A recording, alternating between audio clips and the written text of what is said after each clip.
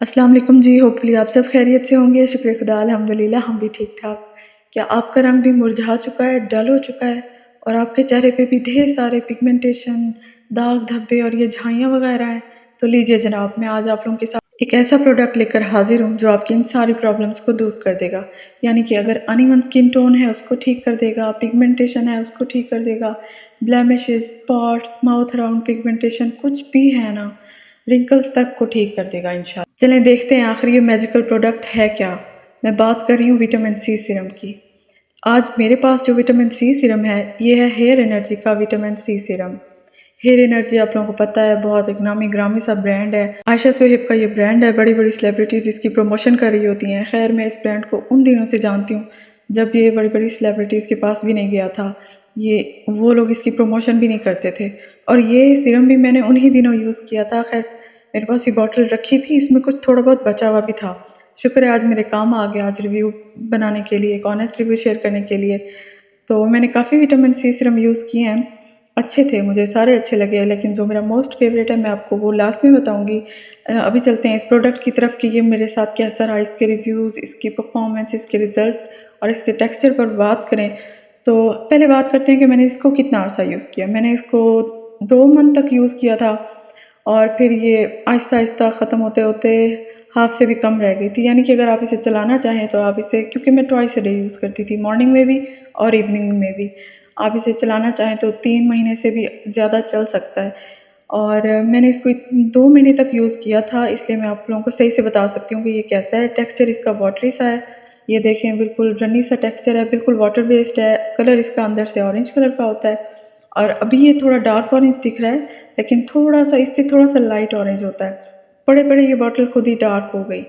और glass amber bottle में ये प्रोडक्ट होता है इनका सीरम।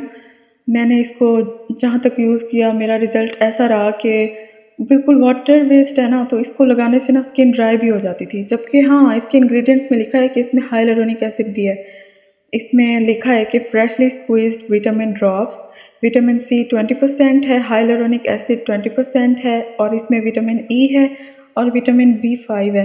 विटामिन बी5 आपको पता है इसको पैंथेनॉल भी कहते हैं। ये हमारे स्किन बैरियर को प्रोटेक्ट करता है, ये हुमैक्टेंट का काम करता है एक तरीके से। हमारी स्किन के मॉइस्चर को प्रिजर्व करता है ये, और हमारी स्किन पे होने वाली इरिटेशन को, हमारी स्किन को उस इरिटेशन से बचाने के लिए ये हमारी स्किन पे शील्ड का काम करता है। ये बहुत ही बेहतरीन चीज़ है विटामिन बी5, और इसमें मौजूद है लेमन एंड ऑरेंज एक्सट्रैक्ट।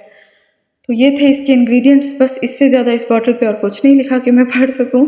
खैर मैं इसको ये लगाने से ना मेरी स्किन अच्छी हो गई थी। मैं सही बताऊं, मेरी पिगमेंटेशन भी दूर हुई थी। पिगमेंटेशन नहीं थी मुझे, खैर मुझे स्पॉट्स थे, ब्लेमिशेस थे, क्योंकि उन दिनों मुझे पिंपल्स वगैरह भी होते रहते थे। इसको मतलब मुझे यूज़ किए हुए 1 साल हो गया। 1 साल पुरानी बॉटल पड़ी है ये मेरे पास, 1 साल से भी ज़्यादा अरसा शायद। खैर उन दिनों मेरी स्किन बड़ी अच्छी हो गई थी, बड़ा प्यारा सा ग्लो भी आया था और मेरे ब्लेमिशेस भी ख़त्म हो रहे थे। ये सीरम वाक़ई में बहुत अच्छा है, बहुत अच्छा है। बस इसकी मुझे ना एक कमी महसूस हुई, इसमें मुझे एक कमी बड़ी शिद्दत से महसूस हुई कि इसमें नाइसिनामाइड ज़रूर होता, काश! इसमें नाइसिनामाइड होता ना तो ये पोर्स को भी बड़े अच्छे से श्रिंक और मिनिमाइज़ कर देता। क्या ही बात हो जाती, कमाल हो जाता। ये फिर ऑल इन वन प्रोडक्ट होती। इसकी कंपोजिशन ओवरऑल बहुत बहुत अच्छी है, लेकिन अगर इसमें नाइसिनामाइड भी होता तो कंपोजिशन को मज़ीद 4 चाँद लग जाने थे। उस चीज़ की कमी इसमें है जिसकी वजह से मैंने इसको दोबारा नहीं ख़रीदा। जबकि इसके रिज़ल्ट्स बहुत अच्छे थे, बहुत अच्छे थे। आप लोगों को पता है कि मुझे प्रोडक्ट्स को स्विच करने की बड़ी गंदी आदत है, एक्सपेरिमेंट्स करने की बड़ी गंदी आदत है, डिफ़रेंट डिफ़रेंट ब्रांड्स ट्राई करने की बड़ी अच्छी आदत है। ये इसे गंदा नहीं कह सकते, ये बड़ी अच्छी आदत है, बुरी आदत नहीं है। खैर फिर मैं किसी और ब्रांड पे स्विच कर गई क्योंकि मुझे अपनी मर्ज़ी की कंपोज़िशन चाहिए थी, और मेरी मर्ज़ी की कंपोज़िशन ये है कि उसमें नाइसिनामाइड ज़रूर हो। क्योंकि सेपरेटली ये प्रोडक्ट्स अलग-अलग अप्लाई करो, फिर उनको कैरी करो, फिर आप कहीं गेस्ट बन के जाते हो या कहीं स्टे करते हो, तो फिर अलग-अलग ये सारी बॉटल्स ग्लास की, ये ट्रैवल फ्रेंडली नहीं होती हैं। आप इनको एहतियात से नहीं लेके जा सकते हैं। कितनी एहतियात करें यार, इनकी एहतियात में ही सारा दिन गुज़र जाए बस। इसलिए मैं चाहती हूँ बस ऑल इन वन प्रोडक्ट हो, एक ही सीरम ले जाओ जिसमें सब कुछ मौजूद हो और बस जान छूटे। खैर इसको मैंने जहाँ तक यूज़ किया मुझे अच्छा लगा। ये और बात है, मैंने इसको दोबारा नहीं ख़रीदा, मैं दोबारा इस किसी और ब्रांड पे स्विच कर गई थी। लेकिन ये जो क्लेम करता है, उन सभी क्लेम्स पे पूरा उतरता है। और मैं क्यों स्विच कर गई थी, ये बात भी आप लोगों को पता है, क्योंकि कंपोज़िशन तो मेरी फ़ेवरेट होनी चाहिए। ख़ैर, ओवरऑल ही मुझे अच्छा लगा, टेक्सचर इसका अच्छा है, बिल्कुल ऑयली स्किन वालों के लिए परफेक्ट है। आप इसको मज़े से आराम से गर्मियों में यूज़ कर सकते हैं। सर्दियों में आपको चाहिए कि आप इसको लगाने के बाद कोई मॉइस्चराइज़र अप्लाई कर लें। गर्मियों में आपको चाहिए कि आप अगर ड्राई स्किन है तो आप मॉइस्चराइज़र अप्लाई करें, अगर ऑयली स्किन है तो बिल्कुल ठीक है, ये इसके बाद ज़रूरत ही नहीं रहती। वैसे इसको सीरम को लॉक करने के लिए मॉइस्चराइज़र अप्लाई करना ज़रूरी है। तो ऑयली स्किन वाले कोशिश करें कि मॉइस्चराइज़र की जगह ना एलोवेरा जेल को एज़ अ मॉइस्चराइज़र यूज़ करें। मैं तो वही यूज़ करती हूँ पूरा गर्मियाँ। सर्दियों में मैं स्विच कर जाती हूँ किसी क्रीम बेस्ड मॉइस्चराइज़र पर, और मेरे पास 2 अच्छे-अच्छे बहुत ही बेहतरीन मॉइस्चराइज़र हैं। इंशाल्लाह मैं जल्द उन पर भी रिव्यू शेयर करूँगी। ख़ैर, अब इस प्रोडक्ट की बात करें तो ये टेक्सचर भी हो गया, सारा कुछ हो गया, मैंने बता दिया।